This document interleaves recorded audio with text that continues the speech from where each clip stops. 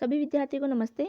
विद्यार्थियों, आज हम NIOS कक्षा 10 का जो मनोविज्ञान विषय है उसका पाठ नंबर 9 है, विकास की प्रकृति और इसके निर्धारक। इस पाठ पर चर्चा करेंगे। देखो, विकास क्या होता है, मानव का विकास किस तरह से होता है ये इस पाठ में बताया गया है। देखो, एक बच्चा होता है, बच्चे से वो किस तरह से वयस्क में परिवर्तन होता है, किन किन अवस्थाओं से गुजरता है, उन अवस्थाओं से गुजरते हुए उसके शरीर में क्या परिवर्तन आता है, उसके गुणों में जैसे कि संज्ञानात्मक विकास होता है, उसका शारीरिक विकास होता है, उसका सामाजिक विकास होता है, भाषाई विकास होता है, ज्ञानात्मक विकास होता है। ठीक है, ये किस तरह से होता है, क्या चीज़ इसको प्रभावित करती है, किसको हम विकास करेंगे, किसको हम अभिवृद्धि करेंगे, है ना, ये सब हम इसमें पढ़ेंगे। तो पढ़ते हैं इस पाठ को।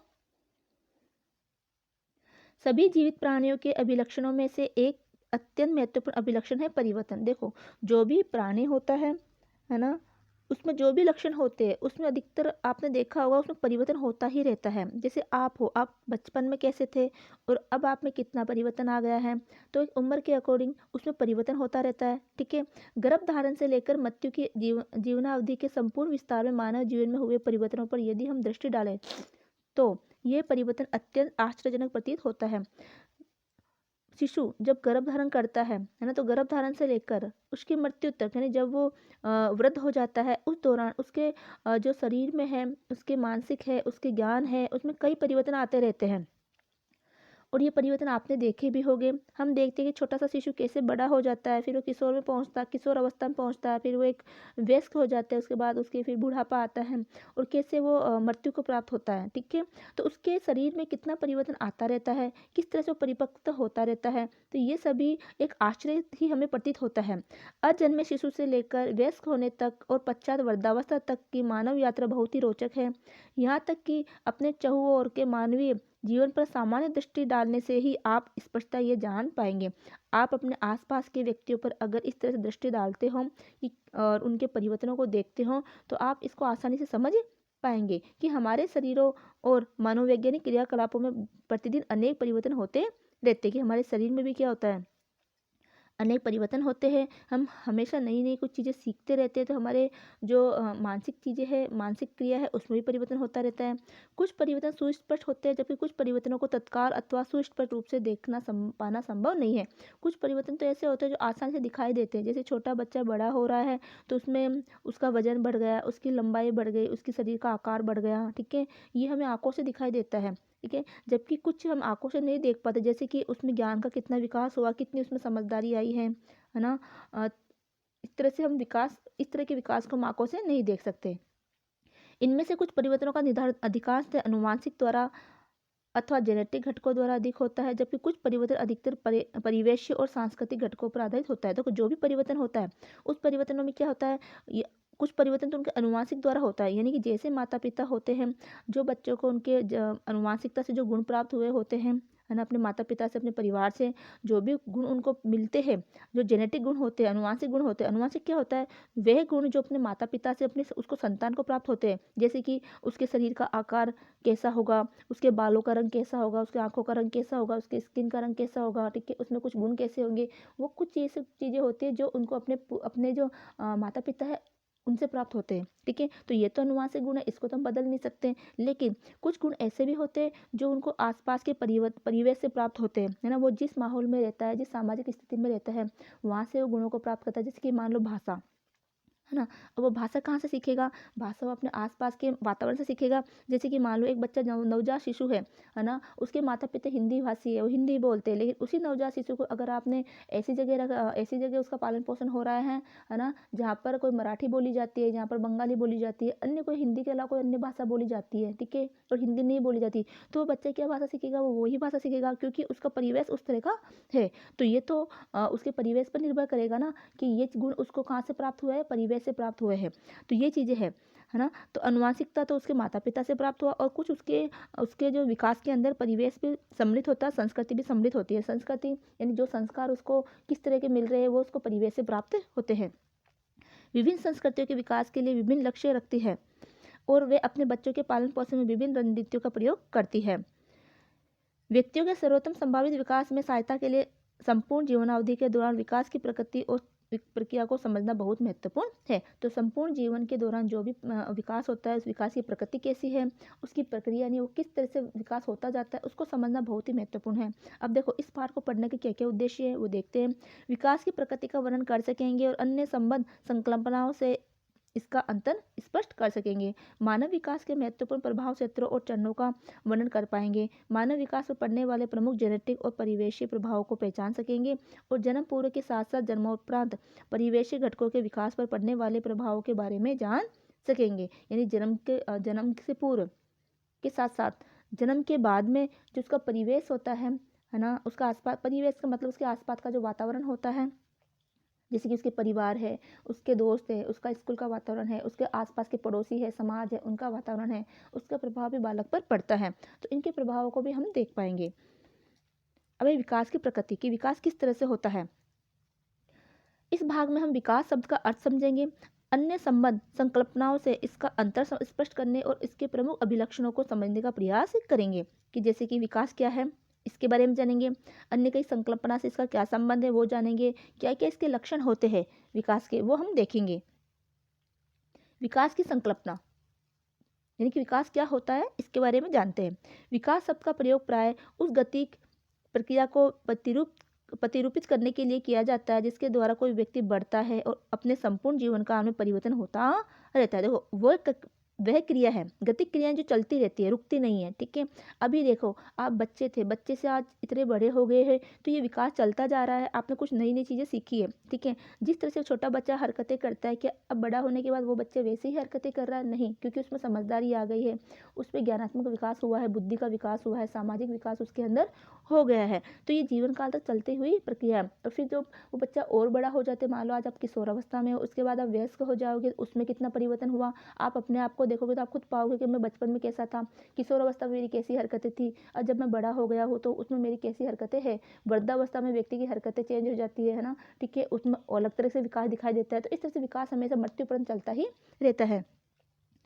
साधारणतः हम सोचते हैं कि यह गुणात्मक परिवर्तन की वह प्रक्रिया है जो गर्भधारण से लेकर मृत्यु पर्यंत चलती रहती है। अब आपको ध्यान रखना है, विकास क्या है, गुणात्मक परिवर्तन है, यानी इसमें गुणों में वृद्धि होती है। ठीक है, गुणात्मक परिवर्तनों की वह प्रक्रिया है, नई नई चीज़ें सीखते रहता है, नई नई गुणों की इसमें वृद्धि होती रहती है और जो गर्भधारण से लेकर मृत्यु पर्यंत चलती निरंतर होती रहती है। यानी जब बच्चा गर्भ धारण करता है तब से लेकर मृत्यु तक वो चलती रहती है। इस प्रकार विकास एक व्यापक शब्द है और उन सभी क्षेत्रों से संबंध है जिसमें भौतिक, गतिक, संज्ञानात्मक, दैहिक, सामाजिक, संवेगात्मक और व्यक्तित्व संबंधी क्षेत्र समाहित है। तो इसमें सारे क्षेत्र ही आ गए कि भौतिक, जो बच्चा सामने हमें दिखाई दे रहा है कि उसके आकार में परिवर्तन हुआ, उसकी लंबाई चौड़ाई बढ़ गई उस बच्चे की, तो ये भौतिक परिवर्तन होगा। गति की यानी कि वो हमेशा चलता ही रहता है, उसकी गति में वृद्धि यानी उसकी शारीरिक वृद्धि होती ही रहती है। ठीक है, एक समय बाद में भले ही रुक जाती है लेकिन उसके अंदर ज्ञान का विकास तो होता ही रहता है। जैसे मान लो आज हमने देखा कि जैसे कि मोबाइल आया, ठीक है, पहले कीपैड वाला मोबाइल था, अब स्मार्टफोन आ गए। तो क्या जो व्यक्ति कीपैड वाला मोबाइल चलाना जानता था उसने स्मार्टफोन चलाना नहीं सीखा क्या? उसने सीखा ना, तो उससे ज्ञान में क्या होती जा रही है, वृद्धि होती जा रही है। ठीक है, ऐसे बुजुर्ग व्यक्ति है, उनको कीपैड वाला ही मोबाइल चलाना भी नहीं आता था लेकिन फिर भी उन्होंने उसको भी चलाना सीख लिया। तो ऐसा नहीं कि बुजुर्ग अवस्था में व्यक्ति सीख नहीं सकता, बुजुर्ग अवस्था में व्यक्ति सीख सकता है। तो वृद्धावस्था में भी उन्होंने नई चीज़ें सीखी है। ठीक है, तो सीखना तो हमारे जीवन पर्यंत चलता रहता है, तो वो भी एक विकास ही है ना। तो ये विकास के क्षेत्र में संबंधित है। तो सामाजिक विकास भी होता रहता है, हम नई नई परिस्थितियों में के अकॉर्डिंग हम ढलते रहते हैं, तो हमारे समाज में भी क्या होता है, हमारा विकास होता रहता है, हमारे संवेगों में विकास होता रहता है। पहले हम बच्चे गुस्सा करते हैं, क्रोध करते हैं, ठीक है, जिद करते हैं, लेकिन जैसे जैसे उसका समाज में विकास होता रहता है, उसमें समझदारी आती है, तो वो अपने भावनाओं पर नियंत्रण करना सीख लेता है। जैसे हमने संवेगों वाला पार्ट पढ़ा था पिछला वाला। ठीक है, संज्ञानात्मक, उसे ज्ञान में क्या होती रहती है, वृद्धि होती रहती है। दैहिक यानी कि उसके शरीर में परिवर्तन होता रहता है। उल्लेखनीय है कि इन सभी क्षेत्रों में हुए विकास परस्पर संबंध है। तो ये जो भी क्षेत्र में विकास होता है ना, ये सारे क्षेत्र, भौतिक, गतिक, संज्ञानात्मक, दैहिक, सामाजिक, संवेगात्मक, व्यक्तित्व, इन सभी में जो भी विकास हो रहा है वो आपस में संबंधित होता है। जब तक उसका शरीर परिपक्व नहीं होएगा उसमें वो नए नए गुणों का समावेश नहीं हो पाएगा। मान लो आप एक छोटे बच्चे को कार चलाना नहीं सिखा सकते ना, क्योंकि उसके शरीर अभी उस तरह से परिपक्व नहीं है कि वो कार चलाना सीखे। ठीक है, सीख सकेगा लेकिन जब उसका शरीर उस मापिक हो जाएगा तो उस कार्य को करना सीख लेगा। छोटा बच्चा लिखना नहीं सीख सकता जब वो छोटा है, लेकिन वो 3-4 साल का होगा वो पेन पकड़ना आसानी से सीख जाएगा क्योंकि उसकी मांसपेशियों का अच्छे से विकास हो चुका होगा, उसकी आंखों पर नियंत्रण हो चुका होगा। तो ये चीज़ें होती है कि विकास के साथ साथ परिपक्वता भी जरूरी होती है। उदाहरण एक 13 वर्षीय लड़की के शरीर में शारीरिक और जैविक परिवर्तन होते हैं। एक 13 वर्षीय लड़की है, उसके शरीर में भी परिवर्तन होगा, उसके जैविक परिवर्तन भी होते हैं, और इन परिवर्तनों के साथ साथ उसके मानसिक, सामाजिक और संवेगात्मक विकास में भी विकास से भी संबंधित होते हैं। देखो, एक 13 वर्षीय लड़की के शरीर में परिवर्तन होता है ना, उसका शरीर का आकार बढ़ने लग जाता है। हमने किशोरावस्था वाला पार्ट पढ़ा था, कई तरह के उसमें शरीर में परिवर्तन होते हैं, ठीक है। उसके जैविक परिवर्तन भी होते हैं, उसमें हार्मोन्स में चेंज होता है शरीर के अंदर, है ना। और इन परिवर्तनों के साथ साथ उसके मानसिक यानी उसके दिमागी परिवर्तन भी होता है। मानसिक रूप से वो कई चीज़ें सोचता समझता है ना, और समझदार होने लग जाता है, ठीक है। सामाजिक परिवर्तन, समाज में उठना बैठना, समाज में अपनी भूमिका को समझने लग जाता है, और संवेगों में भी परिवर्तन होता रहता है। अगर जीवन का प्रारंभ किस तरह से होता है, तो हम सभी जानते हैं कि जीवन का प्रारंभ तो गर्भधारण से ही होता है। अब गर्भधारण कैसे होता है, ठीक है। देखो, गर्भधारण के उस क्षण से होता है। तो जीवन का आरंभ क्या है, गर्भधारण के उस क्षण से होता है जब माता के अंडाणु का पिता के शुक्राणु के साथ निषेचन होता है और एक नए मानव जीवन का सृजन होता है। उस क्षण से लेकर मृत्यु पर्यंत व्यक्ति में निरंतर परिवर्तन होता रहता है। जब व्यक्ति ने गर्भ धारण किया, उस बच्चे ने, शिशु ने, तब से लेकर वो फिर जन्म लेता है और मृत्यु तक उसमें अनेक परिवर्तन होते रहते हैं। ये परिवर्तन अचानक नहीं होते, अपितु नियमित और प्राय एक पैटर्न के अनुसार होते हैं। ये अचानक नहीं होते परिवर्तन, एक पैटर्न के अनुसार होते हैं। पैटर्न कैसे, जैसे कि मान लो पहले बच्चे ने जन्म लिया, जन्म लेने के बाद ने उसमें थोड़ा अपना गर्दन संभालना सीखा, है ना, उसने बैठना सीखा, फिर उसने घुटनों के बल चलना सीखा, फिर उसने खड़ा होना सीखा, फिर उसने चलना सीखा। तो ये क्या है, एक पैटर्न है, एक निश्चित क्रम है। उस निश्चित क्रम के अनुसार चाहे दुनिया का कोई सा भी बच्चा हो, उसका तरीका यही रहेगा। ऐसा नहीं जन्म लेते बच्चा चलना ही भागना सीख जाएगा। उससे पहले वो अपना गर्दन संभालना, अपनी पीठ के बल बैठना, टिके लेटना, और इसके बाद में वो बैठे रहना का तरीका सीखता है ना, उसमें बैलेंस बनाता है। उसके बाद में वो घुटनों के बल चलना सीखता है, फिर वो खड़ा रहना सीखता है, और फिर बाद में वो धीरे धीरे चलना सीखता है और अपना संतुलन बनाना सीख जाता है। तो ये दुनिया का कोई भी बच्चा वो इसी तरह से चलना सीखता है। तो ये क्या हुआ, एक निश्चित पैटर्न हुआ, निश्चित क्रम हुआ, उस क्रम में वो विकास करता जाता है। यहाँ यह भी उल्लेखनीय है कि विकासात्मक परिवर्तन सदैव वृद्धि संबंधी अथवा विकासात्मक नहीं होते। इनमें क्रियात्मकता में कमी आना भी संदिग्ध है, जिसे अंतर्वलयन या इन्वॉल्यूशन कहते हैं। देखो, विकास हमेशा सकारात्मक ही नहीं होता, यानी वृद्धि संबंधी ही नहीं होता, कुछ उसमें कमी भी होती रहती है। जैसे मान लो एक बच्चे के दूध के दांत आते हैं, है ना, ठीक है। वो दूध के दांत टूटते हैं, ठीक है, और फिर उसके नए दांत आते हैं, है ना, जो स्थायी दांत होते हैं। लेकिन वृद्धावस्था में वो स्थायी दांत भी टूट जाते हैं। तो वो क्या हो रहा है, उसका पहले उसकी वृद्धि हुई उसके विकास में, और बाद में उसके शरीर क्या हुआ, उसके बाद वो टूट गए। वृद्धावस्था में उसके दांत खराब होने लगते, टूटने लग जाते हैं, है ना। तो ये क्या हो, ये तो ह्रास होता जा रहा है, यानी कमी होती जा रही है, उसकी क्रियात्मक में भी कमी होती जा रही है। शुरुआत में जो जवानी की अवस्था होती है उसमें व्यक्ति बहुत जोशीला होता है, हर काम को आसानी से कर लेता है, ठीक है, उसमें उतनी ऊर्जा होती है, उसका शरीर उस माफिक होता है। लेकिन जैसे जैसे उसमें वृद्धावस्था आती है, उसकी कार्य करने की क्षमता भी क्या होती है, घट जाती है, ठीक है। तो ये क्या हुआ, विकास हमेशा ऐसा नहीं है कि विकास हमेशा वृद्धि ही करता है, विकास में कुछ क्षति भी होती रहती है। तो ये क्या कहलाती है, ये अंतर्वलयन कहलाता है। एक बच्चा विकास की प्रक्रिया में अपने दूध के दांत खो देता है, जबकि एक वृद्ध व्यक्ति की स्मृति और शारीरिक क्रियात्मकता में कमी देखने में आती है। देखो, एक बच्चा अपने दूध के दांत खोता है, जबकि एक वृद्ध व्यक्ति की स्मृति यानी उसकी याददाश्त बुढ़ापे में कम हो जाती है, उसकी शारीरिक क्रियात्मक यानी शरीर में कार्य करने की क्षमता भी उसकी कम हो जाती है। इसीलिए हम कह सकते हैं कि सबसे अच्छा ये है कि विकास को हम पाने खोने की प्रक्रिया के रूप में समझें, कि विकास क्या है, पाना है और फिर खोना है, ठीक है। इसकी प्रक्रिया हमेशा चलती रहती है, जिसमें नए नए और विभिन्न प्रकार के परिवर्तन घटित होते रहते हैं। पुराने व्यवहार पैटर्नों में उनकी विशिष्टता समाप्त भी हो सकती है, जबकि नए परिवर्तन उभर भी सकते हैं। देखो, पुराने पैटर्न में क्या होता है, कुछ उसकी विशिष्टता भी समाप्त हो सकती है और फिर नई चीज़ें उसमें परिवर्तन उभर कर आती हैं। अब है संस्कृति के संदर्भ में विकास, कि संस्कृति के संबंध में उसका किस तरह का विकास होता है।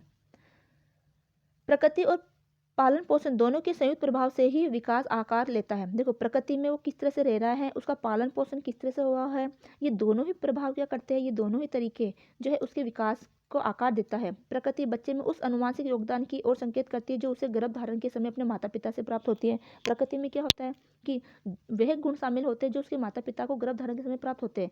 जेनेटिक व्यक्ति के शारीरिक ढांचे और क्रियात्मकता के कुछ पक्षों को निर्धारित करने के साथ साथ कुछ सीमा तक मनोवैज्ञानिक अभिलक्षणों को भी निर्धारित करता है।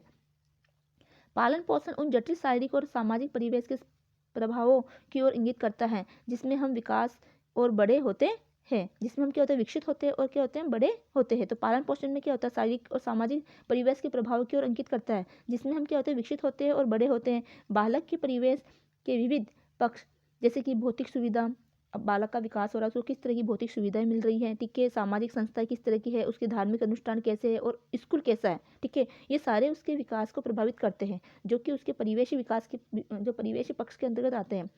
ठीक है, तो बालक के परिवेश के विविध पक्ष, जैसे कि भौतिक सुविधा, सामाजिक संस्थाएं, धार्मिक अनुष्ठान और स्कूल विकासात्मक परिणामों पर बहुत ही महत्वपूर्ण तरीके से प्रभाव डालते हैं। अगर उसके अच्छी उसको सुविधा दी जा रही है, ठीक है, तो बच्चा उसी ओर से अच्छे से आराम से अपना विकास कर पाएगा। ठीक है, सामाजिक संस्थाएं, उसके आसपास में समाज कैसा है, किस तरह की संस्थाओं से वो जुड़ता है, किस तरह के परिवेश से वो जुड़ता है, उस किस तरह धार्मिक अनुष्ठान उसके को वो प्राप्त करता है। देखिए घर में ही हम पूजा पाठ करना है, नमाज वगैरह पढ़ना सीखते हैं। ठीक है, हमारे घर की जो संस्कृति होती है उस संस्कृति को हम धारण करते हैं।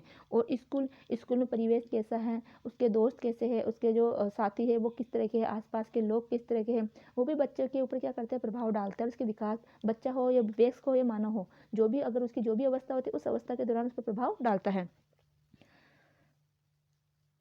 अब है मूल विकासात्मक संकल्पना। अब देखो मूल विकासात्मक संकल्पना क्या है, अभी तो हमने पढ़ा कि विकास को कैसे कैसे प्रभावित होती है। ठीक है, अनुवांशिकता किस तरह से प्रभावित करती है, किस तरह से उसको अपना संस्कृति प्रभावित करती है। अब है मूल विकासात्मक अवधान संकल्पना कि मूल विकास क्या होता है, उसमें क्या आता है।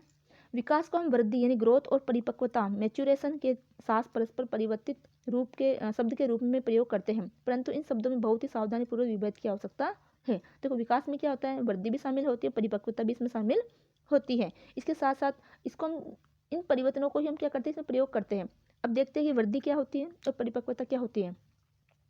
वृद्धि शब्द का अर्थ प्राय जैविक ढांचे में हुए मात्रात्मक जुड़ाव अथवा परिवर्तनों से लिया जाता है। देखो वृद्धि जैविक ढांचा यानी जो आपके शरीर में क्या हो रहा है, मात्रात्मक जुड़ाव हो रहा है ना, परिवर्तन हो रहे हैं। किस तरह से, बच्चे का शरीर का आकार बढ़ता है, ठीक है, उसकी लंबाई बढ़ती है, उसका वजन बढ़ता है। तो ये कौन सा तरीका, ये कौन सा हुआ, ये तो वृद्धि कहलाता है। जो मात्रात्मक यानी उसको देखा जा सकता है, उसको मापा जा सकता है।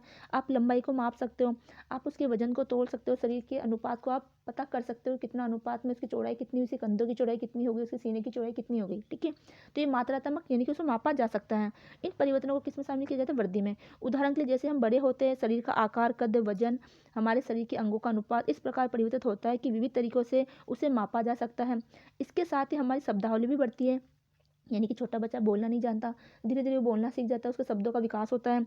दूसरी ओर विकास एक व्यापक शब्द है जिसमें वृद्धि शामिल है। तो विकास में वृद्धि तो शामिल है, परंतु इसका अधिकांशतः प्रयोग संज्ञानात्मक योग्यताओं, प्रत्यक्षीकरण योग्यताओं, व्यक्तित्व और संवेगात्मक विकास और इसी प्रकार के क्रियात्मक और गुणात्मक परिवर्तनों के अर्थ में भी किया जाता है। देखो शरीर का आकार बढ़ रहा है, वजन बढ़ रहा है, कद बढ़ रहा है उसका, ठीक है, लंबाई बढ़ रही है, अनुपात बढ़ रहा है, ये तो ठीक है, इनको तो हम माप सकते हैं।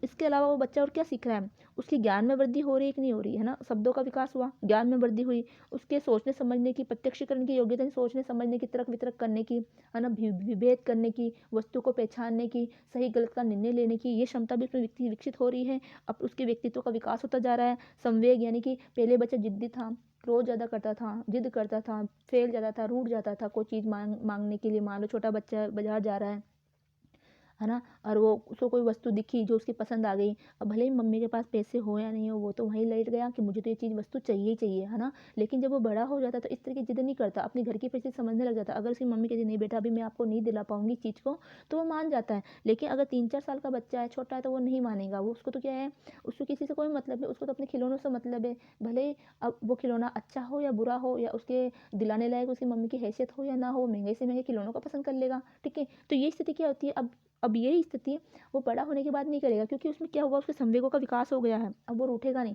इसके अलावा छोटा बच्चा तुरंत ही क्या करता है, अपनी भावना को प्रदर्शित कर देता है। उसको गुस्सा आता है तो रूठ जाता है, रोने लग जाता है ना, अपनी भावना को तुरंत व्यक्त करता है। लेकिन बड़े होने के बाद अगर गुस्सा भी आता है तो क्या करता है, वो मन ही मन उसको वो स्थिति को देखता है कि मेरा गुस्सा प्रकट करना भी उचित है या नहीं है। ठीक है, तो उस गुस्से को वो अपने मन ही मन भी कर लेता है। ठीक है, तो ये चीज़ स्थिति क्या हुई, तो ये परिवर्तन उसमें गुणात्मक हो रहा है, तो ये तरह संज्ञानात्मक परिवर्तन यानी सामयिक परिवर्तन भी उसमें होता रहता है, तो अभी विकास में शामिल है।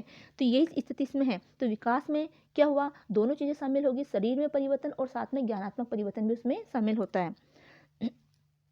तो मात्रात्मक परिवर्तन भी विकास में है और गुणात्मक परिवर्तन भी इसमें शामिल होगा। अब है परिपक्वता। देखो परिपक्वता क्या होती है, हमारे शरीर में जो हम वृद्धि हो रही होती है ना, शरीर में कुछ प्राकृतिक परिवर्तन होते रहते हैं, जैसे हमारी लंबाई बढ़ती है, चौड़ाई बढ़ती है, हमारी मांसपेशियों का विकास होता है। तो ये क्या है, बढ़ती उम्र के साथ साथ परिपक्वता आती है और उस परिपक्वता के अकॉर्डिंग ही हम नई नई चीज़ों को सीखते हैं। परिपक्वता शब्द का प्रयोग हम बढ़ती उम्र के साथ सामने आने वाले प्राकृतिक परिवर्तनों के अर्थ में करते हैं। उदाहरण के लिए व्यक्ति के यौवन आरंभ की आयु पर पहुंचने वाले हार्मोन संबंधी परिवर्तन। इसका एक उदाहरण ये भी है कि जब कोई लड़की किशोरावस्था में पहुंचती है तो एस्ट्रोजन स्राव के प्रभाव से उसके स्तन विकसित होने लगते हैं। परिपक्वता परिपक्वता का अर्थ है वे परिवर्तन जो मूलतः जैविक प्रकृति से होते हैं, यानी किससे होते हैं, अपने शरीर में परिवर्तन होता है, जैविक प्रकृति से होता है और हमारे जेनेटिक प्रोग्राम के कारण अस्तित्व में आते हैं। हमारी जैविक रूपरेखा समय के साथ साथ एक पूर्व निर्धारित परिवर्तन क्रम का अनुसरण करती है। इसका अवलोकन हम बचपन के दौरान दांतों के विकास में कर सकते हैं। आयु बढ़ने के साथ साथ शरीर में हुए अनुपातिक परिवर्तनों में हम इस प्रकार की पूर्व निर्धारित सर्वव्यापी यूनिवर्सल प्रकृति का उदाहरण देख सकते हैं। देखो है ना, और ये स्थिति सभी में होती है, यानी कि बच्चा क्या करता है, छोटे से बड़ा होता है, उसके शरीर में क्या आता है, परिवर्तन आता है, वो परिपक्व होता रहता है, जैसे दांतों का विकास होना। ठीक है, ये यूनिवर्सल है, यूनिवर्सल यानी कि सभी में होता है। मोटे तौर पर जन्म के समय सिर का आकार पूरे शरीर के आधे के बराबर होता है। आपने छोटे बच्चे को देखा, जन्मे हुए बच्चे को, उसका सिर बड़ा दिखेगा और शरीर का बाकी हिस्सा कम दिखेगा। तो ये शरीर का जो आकार होता है वो पूरे शरीर के आधे के बराबर होता है। परंतु वयस्कता में जब वो बच्चा बड़ा हो जाता है, वयस्क हो जाता है, तो उस स्थिति में उसकी आयु तक आते आते, व्यस्तता की आयु तक आते आते ये अनुपात कम होता चला जाता है। देखिए आज हम देखें तो हमारा सर तो छोटा सा और हमारा शरीर का आकार कितना बड़ा हो गया है ना, तब इसका आकार संपूर्ण शरीर का 1/4 ही रह जाता है, 1/4, 1/4 यानी 1/4 ही रह जाता है। इसीलिए हमारे शरीर में हुए परिपक्वता संबंधी परिवर्तन सीखने अथवा रोग होने या चोट लगने जैसे घटकों की अपेक्षाकृत मूलतः उम्र बढ़ने की प्रक्रिया के कारण ही होते है। तो हम जो जो चीज़ें सीखते हैं हमारी उम्र के बढ़ने के साथ साथ ही वो सीखते हैं। जैसे कि अब मान लो आज आप 10th क्लास का एग्जाम दे रहे हो, ठीक है, आप में उन गुणों का विकास हो चुका है कि आप जो 10th क्लास में जो भी चीज़ें दे रखी है उसको आप समझ सको, आपके मानसिक विकास उतना हो गया। लेकिन अगर किसी 5 साल के बच्चे को कहे कि आप 10th का एग्जाम दो, ठीक है, ये तो उचित नहीं, क्योंकि अभी उसकी सोचने समझने की, तरक करने की वो समझ उसमें नहीं बढ़ी है, ना ही उसका शरीर उस रूप से परिपक्व हुआ है कि वो कक्षा 10वीं की अवधारणाओं को समझ सके, उनके कॉन्सेप्ट को समझ सके, उन सब्जेक्ट को वो समझ सके। अभी वो छोटा है, ठीक है। तो ये चीज़ स्थिति क्या होगा, जब वो परिपक्व होगा तो उसमें परिपक्वता के साथ साथ उसमें परिवर्तन होगा और उसे सीखने की क्षमता भी परिपक्वता के साथ ही आएगी।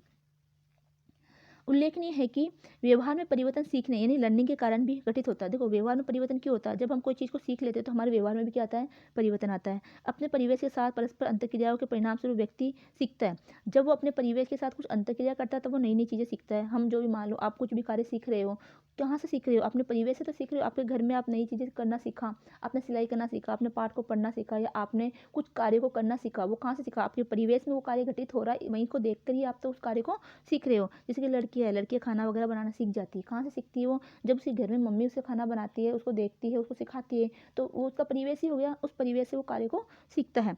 परिपक्वता कच्चा माल उपलब्ध करवाती है। तो परिपक्वता क्या करती है, कच्चा माल को उपलब्ध करवाती है और सीखने की प्रक्रिया की संभावना में घटित होने के लिए एक भूमि तैयार करती है। तो परिपक्वता क्या करती है, सिर्फ एक भूमि तैयार कर रही है कि हाँ अब ये इस लायक हो गया।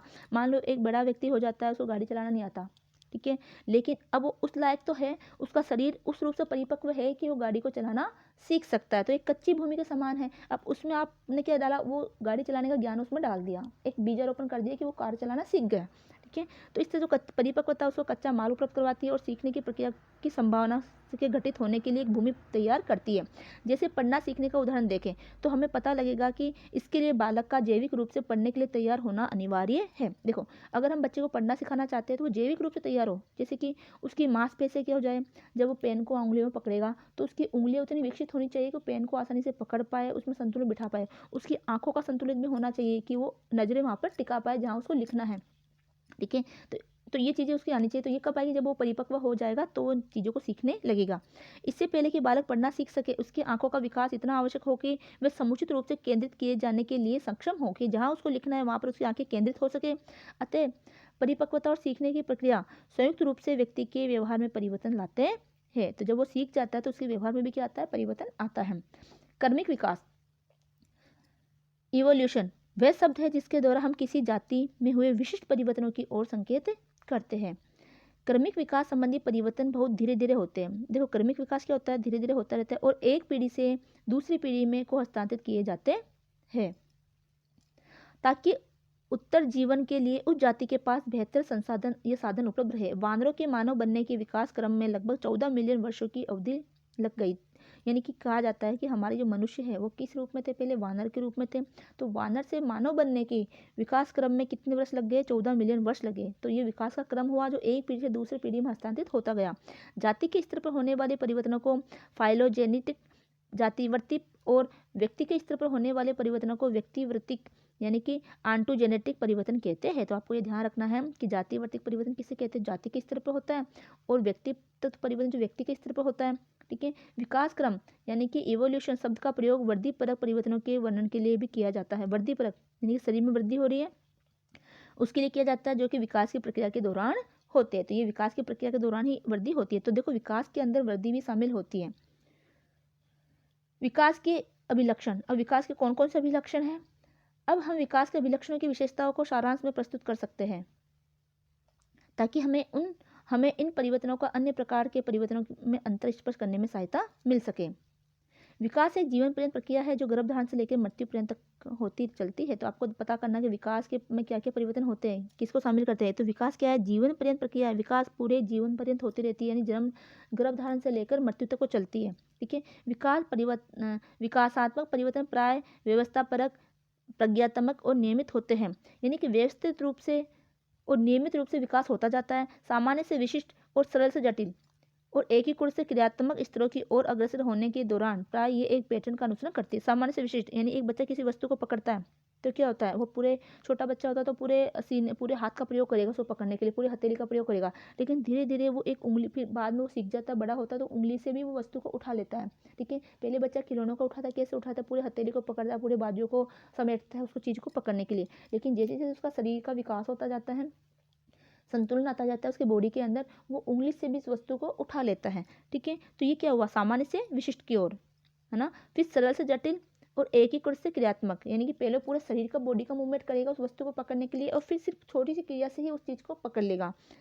तो इस तरह से वो अग्रसर होता है। तो एक पैटर्न का वो क्या करता है, अनुसरण करता है। विकास बहुआयामी होता है, अर्थात कुछ क्षेत्रों में ये बहुत तीव्र वृद्धि दर्शाता है जबकि अन्य क्षेत्रों में इसमें कुछ कमियां दिखने में आती हैं। विकासात्मक परिवर्तनों में प्राय परिपक्वता में क्रियात्मकता के स्तर पर उच्च स्तरीय वृद्धि देखने में आती है। उदाहरण शब्दावली के आकार और जटिलता में वृद्धि। देखो परिपक्वता के क्रियात्मकता के स्तर में उच्च स्तरीय वृद्धि दिखती है इसमें विकास में। कैसे, शब्दावली में के आकार और जटिलता में वृद्धि। छोटा बच्चा बहुत कम शब्दों को बोल पाता है, लेकिन जैसे जैसे वो बड़ा होता है उसकी शब्दावली बढ़ती है, शब्द भंडार बढ़ने लग जाते हैं, वो धीरे धीरे वाक्यों को बोलता है, जटिल जटिल वाक्यों को बोलना लग जाता है। फिर बड़ा होता है वो कहानी से कहानी पढ़ देता है, किताबें पढ़ देता है और वो लेख भी लिख लेता है। ठीक है, तो क्या हुआ, उसके शब्दावली के आकार में क्या हुआ, जटिलता से वृद्धि हुई। परंतु इस प्रक्रिया में कोई कमी या तो सती भी निहित हो सकती है, जैसे हड्डियों के घनत्व में कमी या वृद्धावस्था में स्मरण शक्ति क्षीण होना। तो देखो अब कमी कहाँ हुई, आपका शरीर है, हड्डियों का घनत्व में कमी हो जाती है। ठीक है, हड्डियाँ कमजोर होने लग जाती है, घनत्व कम हो जाता है और वृद्धावस्था में स्मृति का क्षीण होता, बुढ़ापे में याददाश्त की हो जाती, कम हो जाती है। इसके अतिरिक्त वृद्धि और विकास सदैव एक समान नहीं होता। विकास के पैटर्न में प्राय सपाटता भी देखने में आती है। इससे ऐसी अवधि का भी कह सकते जिसमें ऐसी अवधि का भी संकेत मिलता है जिसके दौरान कोई सुस्पष्ट सुधार देखने में नहीं आता है। तो विकास हमेशा सदैव एक समान नहीं होता, वृद्धि और विकास एक समान नहीं होती, उसमें पैटर्न में प्राय क्या होती है, सपाटता यानी कि भिन्नता भी होती है। विकासात्मक परिवर्तन मात्रात्मक हो सकते हैं, जैसे आयु बढ़ने के साथ कद बढ़ना, अथवा गुणात्मक जैसे कि नैतिक मूल्यों का विकास। तो गुणों में क्या आ गया, उसके नैतिक मूल्यों का विकास हो रहा है, अच्छे बुरे मूल्यों को वो सीख रहा है। तो विकासात्मक मात्रात्मक परिवर्तन भी होता है और क्या गुणात्मक परिवर्तन भी होता है, ये आपको ध्यान रखना है। विकास की प्रक्रिया सतत के साथ साथ विच्छिन्न अथवा दोनों प्रकार से भी हो सकती है। कुछ परिवर्तन तेजी से होता है और सुस्पष्ट रूप से दिखाई भी देते हैं, जैसे पहला दांत निकलना, जबकि कुछ परिवर्तनों को दिन प्रतिदिन की क्रियाओं में आसानी से देख पाना संभव नहीं होता क्योंकि वे अधिक प्रखर नहीं होते। जैसे व्याकरण को समझना, जैसे बच्चा व्याकरण को समझने लग जाता है, भाषा सीखने लग जाता है, तो ये हम आसानी से नहीं देख पाते, उसके धीरे धीरे उसके व्यवहार से पता चलता है। लेकिन उसके दांत निकल रहा, पहला दांत निकल रहा, फिर बाद में उसके 2 4 दांत निकलते, 6 दांत निकलते, फिर 20 दांत उसके जो दूध के दांत आ जाते हैं। तो ये क्या है, ये हम आंखों से देख सकते हैं। लेकिन इस बच्चे में ज्ञान का कैसे विकास हुआ वो धीरे धीरे पता चलता है।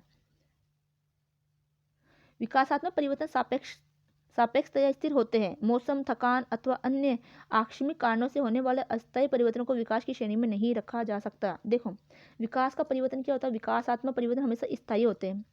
क्या होता है? स्थायी, वो बदलेंगे नहीं। मान लो आपने पढ़ना सीख लिया तो आपको पढ़ना आ ही गया, आप उसको भूल नहीं सकते, आप उसको बदल नहीं सकते, ठीक है। ऐसा नहीं है कि थकान के कारण, है ना, या मौसम के कारण या अन्य आकस्मिक कोई कारण हो गया जिसके कारण परिवर्तन हुआ हो, तो वो तो क्या है? अस्थायी परिवर्तन होता है। तो इस श्रेणी को आप विकास में शामिल नहीं कर सकते। यानी किसी मौसम के कारण, थकान के कारण अथवा अन्य आकस्मिक कारणों से किसी व्यक्ति के बॉडी में परिवर्तन आता है ना, तो वो विकास के अंतर्गत नहीं आएगा, इस श्रेणी में उसको नहीं रखा जाएगा।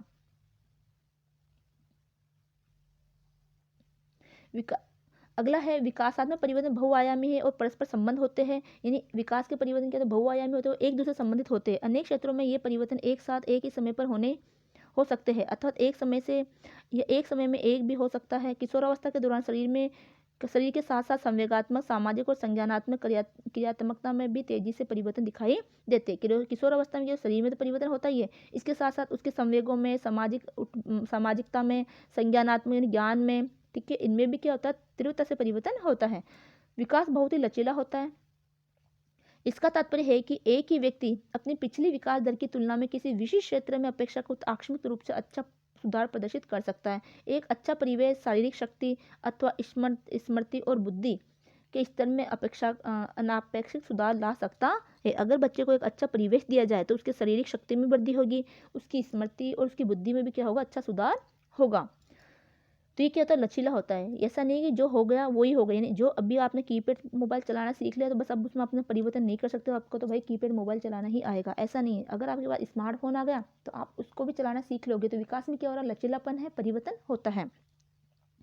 विकास प्रासंगिक हो सकता है, ये ऐतिहासिक, परिवेशीय और सामाजिक सांस्कृतिक घटकों से प्रभावित हो सकता है। तो समझ में आ रहा है विकास क्या? ऐतिहासिक परिवर्तन से, परिवेशीय घटनाओं से और सामाजिक सांस्कृतिक घटकों से भी प्रभावित होता है। माता पिता का देहांत, दुर्घटना, युद्ध, भूचाल और बच्चों के पालन पोषण के रीति रिवाजों ऐसी घटकों के उदाहरण है जिसका विकास पर प्रभाव पड़ता है। मान लो कोई ऐतिहासिक घटना हो गई, कोई घर में कोई दुखद घटना हो गई जिसके कारण बच्चे का विकास में क्या होता है? प्रभावित करता है।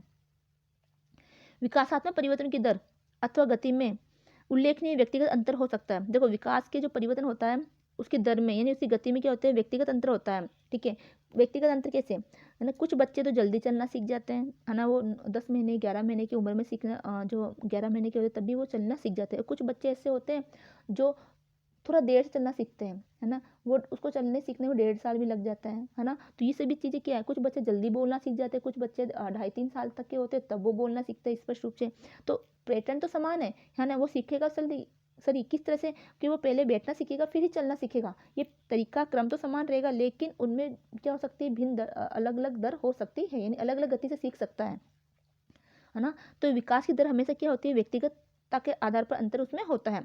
ये अंतर अनुवांशिक घटकों अथवा परिवेशी प्रभाव के कारण भी हो सकता है। तो अनुवांशिक घटक कि मान लो उसके माता पिता ने देर से बोलना सीखा तो उसके बच्चा भी अगर देर से बोलना सीखेगा, ठीक है। परिवेशी प्रभाव, मान लो उसके घर में कोई उससे बातचीत करने वाला इतना हो ही नहीं, है ना, वो बच्चे के पास कोई ज़्यादा बोलने वाला नहीं हो, तो ऐसी स्थिति में बच्चा देर से बोलना सीखता है। कई बार क्या होता है? घर में बहुत सारे लोग रहते हैं, है ना, तो बहुत सारे लोग रहते हैं तो उस बच्चे से बातचीत करते रहते हैं तो बच्चा जल्दी बोलना सीख जाता है। लेकिन उसके घर में मान लो माता पिता ही हैं और वो जॉब करने वाले हैं, बच्चा अकेला रहता है, घर में 1-2 व्यक्तियों के साथ ही रहता है, तो उसके बोलने का जो है क्रम है वो थोड़ा लेट भी हो सकता है। वो थोड़ी दिनों बाद में वो बोलना सीखेगा, क्योंकि जितना वो प्रैक्टिस करेगा उतना ही उसको आएगा। तो ये चीज़ें प्रभावित करती है। कुछ बच्चे अपनी आयु की तुलना में अत्यधिक पूर्ण चेतन हो जा सकते हैं, जबकि कुछ बच्चों में विकास की गति बहुत धीमी होती है। उदाहरण यदि एक औसत बच्चा 3 शब्दों के वाक्य 3 वर्ष की आयु में बोलना शुरू कर देता है, परंतु कुछ ऐसे बच्चे भी हो सकते हैं जो 2 वर्ष के होने से बहुत पहले ही ऐसी योग्यता प्राप्त कर लेते हैं, जबकि कुछ ऐसे बच्चे भी हो सकते हैं जो 4 वर्ष की आयु होने तक भी पूरा वाक्य बोलने में सक्षम नहीं हो पाते। इसके अतिरिक्त कुछ बच्चे ऐसे भी हो सकते हैं जो अपनी आयु की उच्चतम सीमा से ऊपर जाकर भी बोलने में सक्षम होते हैं। तो ये अलग अलग दर होती है विकास की। अब देखो, ये कुछ प्रश्न दे रखे हैं जिसमें आपको असत्य और सत्य बताना है। पहला, विकास मात्रात्मक गुणात्मक दोनों प्रकार के परिवर्तन की ओर संकेत करता है। ये सत्य है या असत्य? तो ये वाक्य सत्य। हमने देखा कि विकास जो है मात्रात्मक गुणात्मक दोनों होता है, तो ये वाक्य क्या है? सत्य है। विकास दर एक समान होती है? नहीं, हमने पढ़ा विकास की दर व्यक्तिगत होती है ना। कोई व्यक्ति जल्दी बोलना सीखता है तो कोई व्यक्ति देर से बोलना सीखता है, तो ये क्या है? ये असत्य बात कही है। विकास के अध्ययन में वृद्धावस्था सम्मिलित नहीं है, तो ये तो वाक्य गलत है, क्योंकि वृद्धावस्था भी सम्मिलित है विकास में। विकास तो गर्भधारण से लेकर मृत्यु तक चलता है। एक व्यक्ति एक ही समय पर कुछ पक्षों में वृद्धि और कुछ में क्षति प्रदर्शित कर सकता है, तो ये भी सत्य है। अच्छा परिवेश नाटकीय परिवर्तन उत्पन्न कर सकता है, तो ये भी सत्य है। अब ये कुछ प्रश्न है, विकास की संकल्पना की व्याख्या करें। तो अभी संकल्पना वाला पार्ट पढ़ा, उसमें आप बता सकते हो मानव विकास की किन्हीं 3 प्रमुख अवधारणाओं का उल्लेख करें। अब है विकास के प्रभाव क्षेत्र की विकास को कौन कौन से क्षेत्र प्रभावित करते हैं। जैसा कि हमने पढ़ा है, विकास एक व्यापक शब्द है। विकास क्या है? एक व्यापक शब्द है, ठीक है, जिसमें अनेक क्षेत्रों में हुए परिवर्तन समाहित है। इन क्षेत्रों अथवा प्रभाव क्षेत्रों के मुख्यतः 3 वर्ग है। तो विकास में जो भी परिवर्तन होते हैं वो कितने भागों में बांटा गया है? उसको 3 भागों में, है ना। और इन प्रभावों को 3 भागों में बांटा गया है। पहला है दैहिक और गतिक मोटर विकास। तो पहला दैहिक और गतिक, ठीक है। इसमें शारीरिक आकार और इसका ढांचा, शरीर की विवृद्धि प्रणाली की क्रियावृद्धि में हुए परिवर्तन और मस्तिष्क का विकास एवं बोधात्मक और गतिक विकास में के परिवर्तन आते हैं। तो देखो, दैहिक और गतिक विकास में क्या आएगा? शरीर के आकार में परिवर्तन, ढांचे में परिवर्तन, उसकी विविध क्रियाविधि यानी कि किस तरह का शरीर आगे जाके कार्य कर रहा है उसमें परिवर्तन, मस्तिष्क का विकास, बुद्धि का विकास है, संज्ञानात्मक विकास है, ज्ञानात्मक विकास है, एवं बोधात्मक और गतिक विकास में परिवर्तन साथ आते हैं। संज्ञानात्मक विकास, इसमें संज्ञानात्मक और बौद्धिक प्रक्रिया का विकास होती है, जिसमें स्मृति, अवधान यानी कि बच्चा याद कितना रख पा रहा है, स्मृति यानी अवधान यानी कि ध्यान केंद्र की स्थिति अवधान में आ गई, बुद्धि, शैक्षिक ज्ञान, समस्या का समाधान, कल्पना, सृजनात्मकता तथा भाषा का विकास प्रतिरूपित होता है। तो ये उसके विकास में आता है। सामाजिक संवेगात्मक विकास, इसमें वह प्रतिरूपित होता है जिसमें हम अन्य व्यक्तियों के साथ अपने संबंध कैसे विकसित करते हैं और हमारे बड़े होने के साथ साथ हमारे भीतर संवेग कैसे उत्पन्न और परिवर्तित होते हैं। इसमें संवेगात्मक संप्रेषण और आत्मनियंत्रण, निजी एवं अन्य व्यक्तियों के बारे में समझ, अंतर्वैयक्तिक कौशल, व्यक्तित्व और मित्रता के संबंध बनाना और नैतिक विवेक शक्ति सम्मिलित है। तो ये किस में सम्मिलित है? सामाजिक संवेगात्मक विकास में। इस तरह से विकास को कितने भागों में बांटा गया है? 3 भागों में बांटा गया है, जहाँ पर वो प्रभावित होता है। तो दैहिक और गतिक विकास, संज्ञानात्मक विकास, जिसमें क्या क्या शामिल है?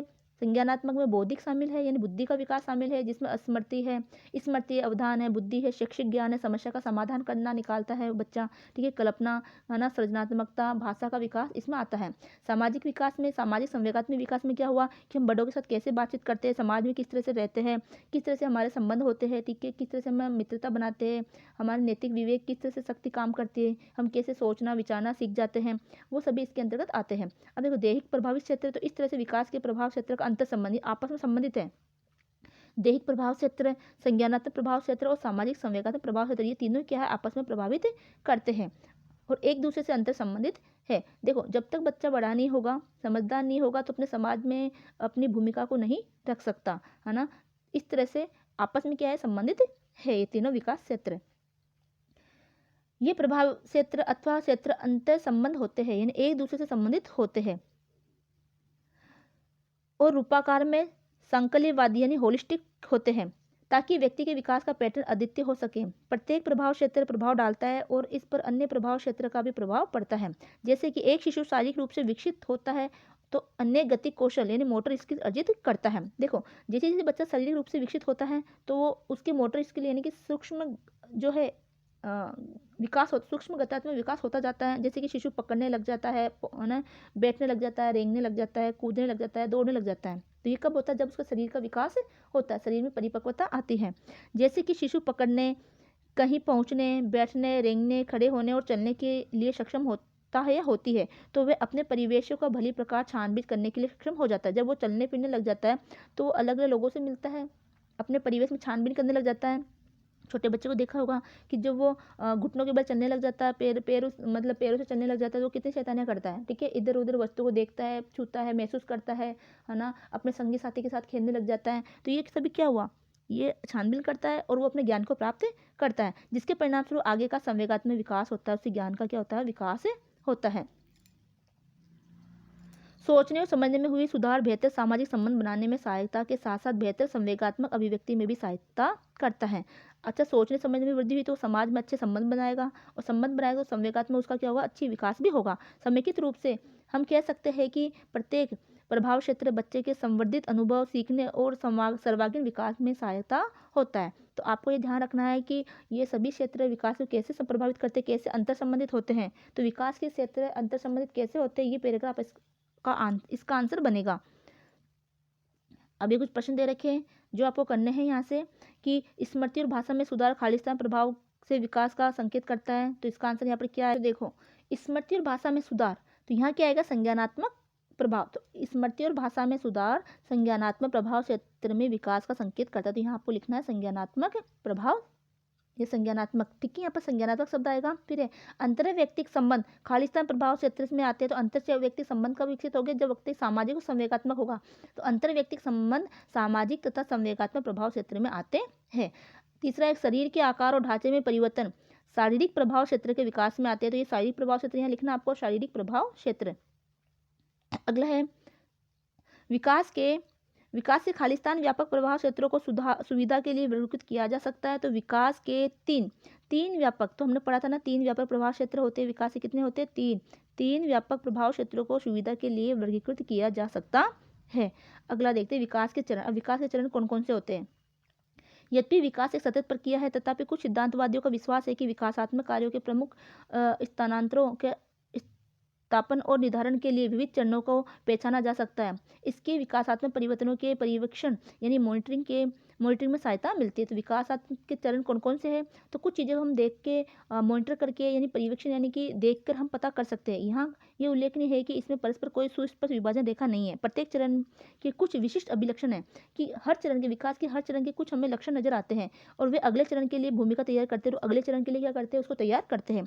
कुछ सिद्धांतवादियों ने विकास के किन्हीं विशिष्ट क्षेत्रों में कुछ चरणों में सुझाव दिए हैं। उदाहरणतः प्याजे ने संज्ञानात्मक विकास के क्षेत्रों को पहचाना और फ्रायड ने मनोयौनिक है ना साइकोसेक्सुअल विकास के चरणों को पहचाना। तो ये फ्रायड और पियाजे क्या है, ये मनोवैज्ञानिक हुए हैं। इनके अलग अलग सिद्धांत है जो आप साथ 12वीं क्लास में पढ़ोगे। इन सिद्धांतों की व्याख्या अन्य पाठों में भी की गई है। तो यहाँ पर भी आपके पाठों में की गई है, जो अगले पाठ में की गई है। देखो विकासात्मक चरण संपूर्ण जीवनकालिक परिप्रेक्षण। तो विकास का संपूर्ण जीवन काल में कैसे कैसे जो होता है और किस क्या क्या हमें उसमें लक्षण दिखाई देते हैं। कैसे हम बता देते हैं कि बच्चा अभी गर्भावस्था में है, कैसे हम बता देते हैं कि बच्चा तो अभी शिशु है, छोटा है, कैसे बता देते हैं हाँ ये तो किशोरावस्था में पहुंच गया है, उसमें ये समझदारी आ गई है। ठीक है, अधिकांश मनोवैज्ञानिकों ने विकास के निम्नलिखित चरणों को पहचाना है। देखो प्रसव पूर्व अवधि यानी गर्भ धारण से जन्म होने तक। तो ये कौन सी अवधि हो गई, प्रसव पूर्व, जो बच्चा गर्भ धारण करता है, जन्म लेता है तब तक की अवधि। इस दौरान क्या होता है, इस अवधि में एक कोशीय जीव गर्भाशय के अंदर मानव शिशु में परिवर्तित होता है। तो ये भी विकास के अंतर्गत आ गया। फिर है शैशव और डगमगाते हुए चलना। तो शैशव जन्म लेने के बाद क्या करता है, फिर डगमगाते हुए चलना सीखता है। तो जन्म से 2 वर्ष तक की अवधि होती है। इसमें क्या देखते हैं अपन, शरीर और मस्तिष्क में होने वाले तीव्र परिवर्तन होता है। अनेक संवेदी यानी सेंजरी, गतिक, मोटर, सामाजिक और संज्ञानात्मक क्षमता के अस्तित्व में आने की प्रक्रिया में सहायता करते हैं। प्रारंभिक बचपन 2 वर्ष से 6 वर्ष तक होता है। इसमें गतिक मोटर यानी कौशल में सुधार होता है, यानी कि उसके जो सूक्ष्म कौशल होते हैं, मांसपेशियों का विकास होता है, संतुलन बनता है उसमें, भाषा विकसित होती है। समवयस्क यानी पीयर्स के साथ संबंध गहन होते हैं। पीयर्स मतलब होता है उसके जो हम उम्र के बच्चे होते हैं, है ना, वो पीयर्स ग्रुप में आ गए। हम उम्र के बच्चों के साथ उसके संबंध होते हैं, वो उनके साथ खेलने कूदने लगता है और बच्चे खेल के माध्यम से सीखता है। तो बच्चा क्या करता है, अपने साथी संग के साथ वो खेल के माध्यम से इस उम्र में सीखता है। मध्य बचपन जो 6 से 11 वर्ष होता है, यह स्कूल में जाने के वर्ष है। ये कौन सा वर्ष होता है, 6 वर्ष का बच्चे को स्कूल में एडमिशन करवाते हैं। तो ये स्कूल में जाने के वर्ष है जब बच्चा शैक्षणिक कौशल अर्जित करता है, यानी कि वो पढ़ना लिखना सीख जाता है, सोच की प्रक्रिया में सुधार आता है, मित्र बनते हैं और स्वर प्रत्यय यानी सेल्फ कंसेप्ट की संरचना होती है, वो खुद की समझ विकसित होती है। किशोर अवस्था 11 से 20 वर्ष, इस अवधि को यौन आरंभ की अवधि माना जाता है और इसमें बड़ी तेजी से शारीरिक और हार्मोन संबंधी परिवर्तन होते हैं। सूक्ष्म सोच का आविर्भाव होना, यौन परिपक्वता, समवयस्कों के संग गहन संबंध बनाना, स्वयं की संवेदना और माता पिता के नियंत्रण से स्वतंत्रता प्राप्त करने से संबंधित संकेत मिलते हैं। यानी माता पिता से भी वो क्या होता है, माता पिता का नियंत्रण उनको अच्छा नहीं लगता किशोर अवस्था में और वो खुद स्वतंत्र रूप से निर्णय लेना चाहता है। और अपने जो संवेग समूह होते हैं, उनके जो संगी साथी होते हैं, उनके उम्र के जो बच्चे होते हैं किशोर अवस्था वाले, है ना, संगी संबंध यानी संगी साथी के साथ गहन संबंध बनाता है, यानी बहुत अच्छी मित्रता बनाता है। जो भी बात अच्छी लगती है उनको अपने संगी साथी की बातें ही अच्छी लगती है। प्रारंभिक वयस्क अवस्था जो 20 से 40 वर्ष होती है, ये जीवन का एक वह चरण है जब युवक शिक्षा प्राप्त करने या जीविका तलाश करने और विवाह के लिए अंतरंग संबंध बनाने और फिर बच्चे पैदा करने के लिए घर से बाहर निकलते हैं। अगला अवस्था है मध्य वयस्कता, जो 40 से 60 वर्ष, इस चरण में व्यक्ति अपनी जीविका यानी कैरियर के चरम पर होता है ये होती है। ये समय बच्चों द्वारा स्वतंत्र जीवन शुरू करने में उनकी सहायता करने और वृद्धावस्था की ओर बढ़ते अपने माता पिता की देखभाल करने का होता है। उत्तर वयस्क अवस्था 60 वर्ष से पूर्व पर्यंत, यह 60 वर्ष से मृत्यु पर्यंत, सॉरी ये मृत्यु पर्यंत, ठीक है। इस अवधि को कार्य से सेवानिवृत्ति होने, ऊर्जस्विता यानी कि स्टेमिना और शारीरिक स्वास्थ्य में क्षीणता। अब 60 वर्ष से मृत्यु पर्यंत क्या होता है, व्यक्ति रिटायर हो जाता है। अगर वो कोई काम करता है तो उसको काम करने की स्थिति नहीं रहती है गवर्नमेंट जॉब में, तो उसको रिटायर कर दिया जाता है, ठीक है। उसमें स्टेमिना और शारीरिक स्वास्थ्य में भी कमी आने लग जाती है, क्षीणता होने लग जाती है, नाती पोतों के घेरे लगाव होता है और आसन वृद्धावस्था यानी वृद्धावस्था के समीप पहुंच जाता है और स्वयं की और जीवन साथी की मृत्यु को झेलने के रूप में चिंतित किया जाता है। अब देखो ये पूरा चरण दे रखा किस तरह से बच्चा, और ये फिर वृद्धावस्था तक पहुंचता है। यद्यपि विकास के चरणों को सार्वभौमिक रूप में स्वीकृत किया गया, सार्वभौमिक यानी ऐसा नहीं है कि हमारे अंदर ये होगा, ये हम जो जयपुर के हैं तो जयपुर वालों में हो गया, राजस्थान वाले तो राजस्थान वालों में होगा। ये तो सार्वभौमिक यानी दुनिया में कोई भी व्यक्ति हो, मानव कोई भी मानव हो, दुनिया के किसी भी कोने में रह रहा हो, ये सभी में यही परिवर्तन होता रहता है और इसी चरण से वो गुजरता है। परंतु आयु का सही विस्तार रेंज यादृच्छिक यानी आर्बिट्रिक है और सांस्कृतिक घटकों पर आधारित है। उदाहरण के लिए कुछ संस्कृतियों में किशोरावस्था और इससे जुड़े तनाव का कोई भिन्न सुस्पष्ट चरण नहीं है। व्यक्ति बचपन से सीधे वयस्क वे की ओर बढ़ जाता है। वृद्धावस्था की संकल्पना संवर्धित चिकित्सकीय, स्वास्थ्य और सौंदर्य संबंधी सुविधाओं के साथ एक परिवर्तन के दौर से गुजर रही है।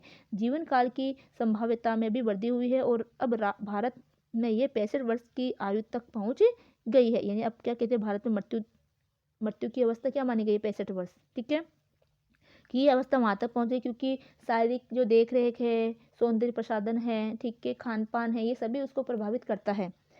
जीवन के चरण स्वदेशी दृष्टिकोण। अब देखो जीवन के चरणों में स्वदेशी दृष्टिकोण कौन सा है जिसने जीवन को 4 भागों में बांटा है। प्राचीन काल से ग्रंथों में लिखा गया है कि जीवन के 3 भाग कौन कौन से हैं, ये 4 भाग, 4 भाग कौन कौन से हैं।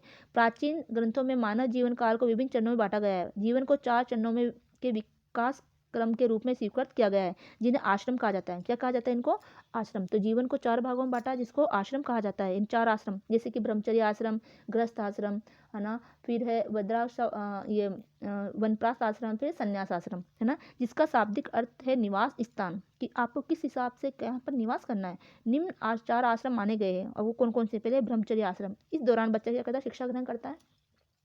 इस अवधि में मुख्य कार्य है विद्यार्थी के रूप में किसी गुरु के मार्गदर्शन में रहकर शिक्षा ग्रहण करना, जिसमें अनुशासन और सरल जीवन पर बल दिया जाता है। तो आपने कई बार सीरियल वगैरह देखे होंगे, है ना, जैसे रामायण है, महाभारत है, तो वहाँ पर ये 4 आश्रम बताए होंगे, ठीक है, कि बच्चा गुरुकुल में जाता है, अपने गुरु के पास जाता है, वहाँ पर शिक्षा ग्रहण करता है। जब वो बड़ा हो जाता है तो फिर वो वापस अपने घर आता है ना, और फिर वो अपने राज कार्य को संभालता है ना।